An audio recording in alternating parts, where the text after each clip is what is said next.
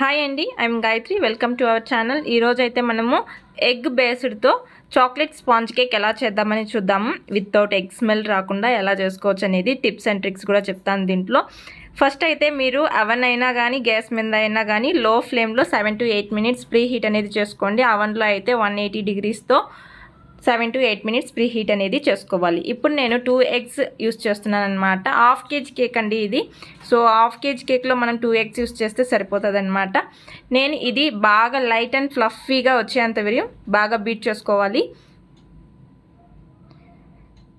ఎందుకు అంటే మనం లైట్ అండ్ ఫ్లఫీ వరకు వచ్చేంత వరకు బీట్ చేసాము అంటే మన స్పాంజ్ అనేది చాలా ఫ్లఫీగాను వస్తుంది. దాంతోపాటు ఎగ్ స్మెల్ అనేది కూడా అస్సలుకు రాదనమాట. దీంట్లో ఇప్పుడు నాకు స్మూత్ పీక్స్ వచ్చినప్పుడు నేను ఎసెన్స్ అనేది యాడ్ చేస్తున్నానండి. ఎసెన్స్ యాడ్ చేసిన తర్వాత నేను మళ్ళీ ఫ్లఫీనెస్ వచ్చేంత వరకు అంటే స్పాంజ్ అనేది ఆ 2 eggs ఎల్లో కలర్ నుంచి బాగా వైట్ అండ్ పేల్ ఎల్లోగా అయిపోయి అంటే ఐవరీ కలర్ అంటారు కదా, అట్లా వచ్చేసి బాగా ఫోయిమీ టెక్స్చర్ అనేది వచ్చేవాలి. అంటే బురుగ్గా బాగా అనిపిస్తుందండి మనకు. అప్పుడు మనకు విప్పింగ్ క్రీమ్ దాంట్లో ఎట్లా ఉంటుందో అట్లా ఉంటుంది. ఇప్పుడైతే చూడండి స్టింగ్ అనేది ఎంత బాగా ఫామ్ అవుతుందో. ఇప్పుడు మోస్ట్లీ స్టింగ్ ఫామ్ అయిన తర్వాత మనకు ఎగ్ స్మెల్ అనేది అస్సలుకు రాదు. ఇదేనండి పెద్ద ట్రిక్స్ అనేది. అందుకే ఎగ్ స్మెల్ రాకుండా ఉండాలి అంటే మీరు కంపల్సరీ ఇలా ఇంతవరకు బీట్ చేసుకోవాల్సిందే. ఇప్పుడు నేను హాఫ్ కప్ షుగర్ యాడ్ చేసుకొని మళ్ళీ మనము బీట్ చేసుకుంటామన్నమాట. ఇప్పుడు బీటరే వాడతానండి నేను షుగర్ ఇవన్నీ మిక్స్ చేయడానికి. ఎందుకంటే షుగర్ బాగా మెల్ట్ అయిపోవాలన్నమాట. షుగర్ కరెక్ట్గా మెల్ట్ అవ్వలేదంటే స్పాంజ్ అనేది సింక్ అయిపోయే ఛాన్సెస్ ఉంటుందన్నమాట. అది గుర్తుపెట్టుకోవాలి మీరు. ఇప్పుడు నేను 2 tablespoon ఆయిల్ అనేది యాడ్ చేసుకొని బాగా అన్నిటినీ మిక్స్ చేసుకోవాలన్నమాట.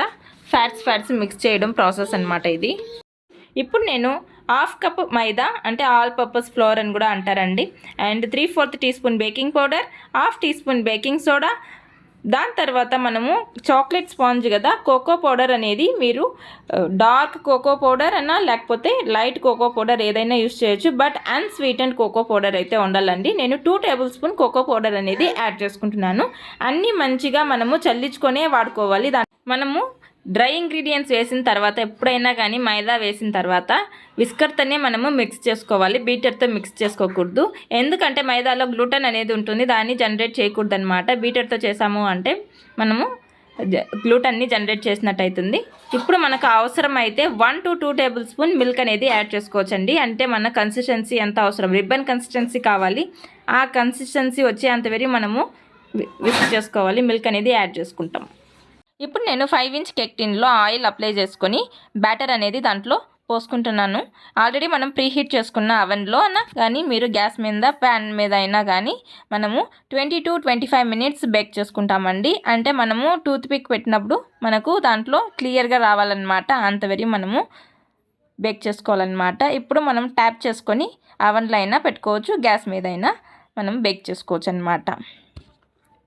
ఇప్పుడు మనం 20 to 25 minutes తర్వాత మన కేక్ అనేది మంచిగా రెడీ అయిపోయింది. నేను కూల్ డౌన్ అయిన తర్వాతనే నైఫ్తో సైడ్స్ కట్ చేసుకుంటున్నానండి. కట్ చేసిన తర్వాతనే నేను డీమోల్డ్ అనేది చేస్తాను.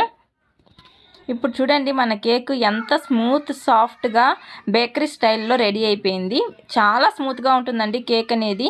మీకు ప్రెస్ చేస్తే పుల్ బ్యాక్ చేసుకొని వెనక్కి వస్తుంది చూడండి, అలా ప్రెస్ అయిపోకుండా. అప్పుడు మన కరెక్ట్ కన్సిస్టెన్సీ వచ్చింది, మన కేక్ అనేది కరెక్ట్గా చేసామని అర్థము. ఇప్పుడు నేను దాన్ని ఎలా స్టోర్ చేసుకోవాలనేది కూడా చూపిస్తున్నాను చూడండి. మంచిగా రేపర్తో మనము దాన్ని కవర్ చేసుకొని ఎయిర్ టైట్ కంటైనర్లో పెట్టుకొని మనం ఫ్రిడ్జ్లో పెట్టుకుంటామంటే నెక్స్ట్ డే కూడా మనము డెకరేషన్ అనేది చేసుకోవచ్చు అన్నమాట.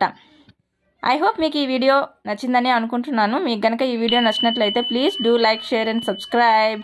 Thank you for watching.